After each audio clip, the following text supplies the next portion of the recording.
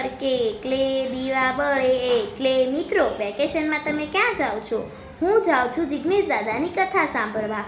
સમસ્ત કાકલોતર પરિવાર આયોજિત પિતૃમોક્ષાર્થે શ્રીમદ ભાગવત સપ્તાહ જ્ઞાન યજ્ઞ રાખેલ છે, જેમાં સંત શ્રી ધર્મભૂષણ રાજેન્દ્રદાસ બાપુ, ગુરુ શ્રી કરશનદાસ બાપુ તેમજ કથા વ્યાસ શ્રી પૂજ્ય શ્રી જિગ્નેશ દાદા રાધે રાધે ઉપસ્થિત રહેવાના છે.